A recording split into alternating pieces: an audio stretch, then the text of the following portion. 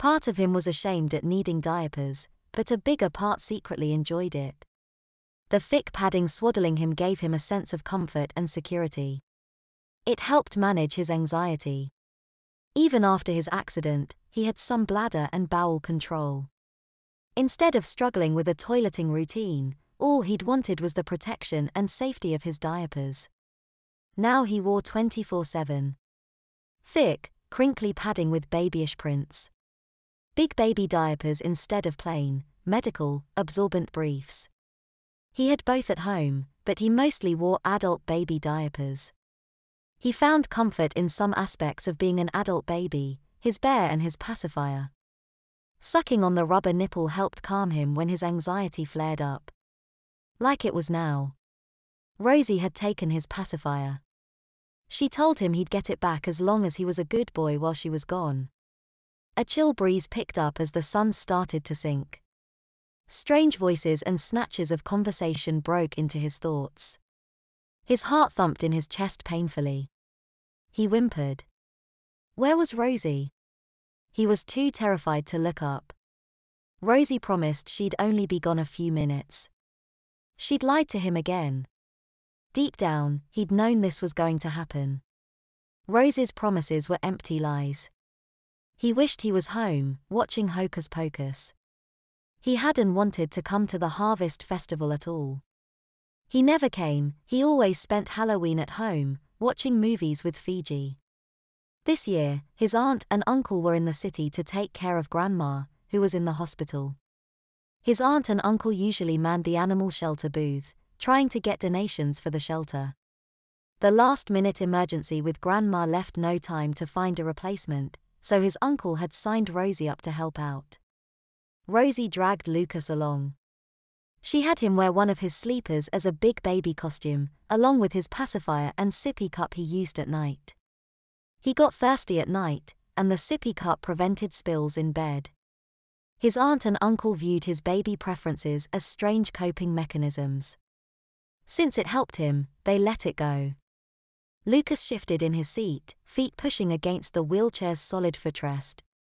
His monstrous diaper crinkled. It was one of the thickest diapers he owned. He'd inserted a booster for extra measure to get him through this horribly long night. He felt so horribly alone. Lost. Strangers pressed in on all sides. What should he do? Panic spiked. His chest constricted. He was fighting a losing battle to remain calm. Oh, where was Rosie? Rational thought blanked out. All he could do was struggle to breathe and ride the wild waves of out-of-control fear assaulting him. Cookie. He croaked desperately, calling for his old service dog. Cookie had passed away a year ago.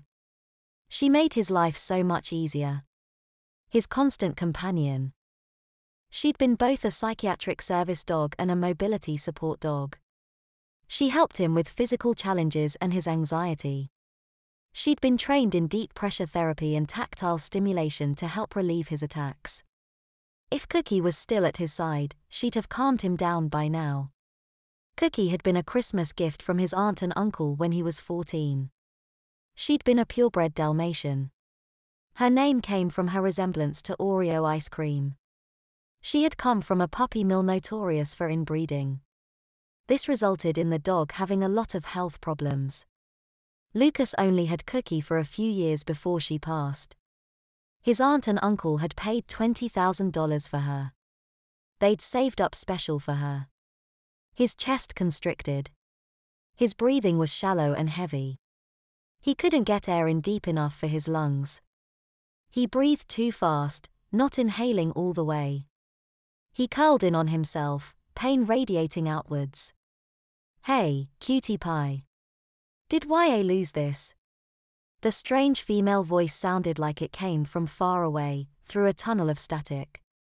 Rosie sent me to give you this. Don't you want your pacifier?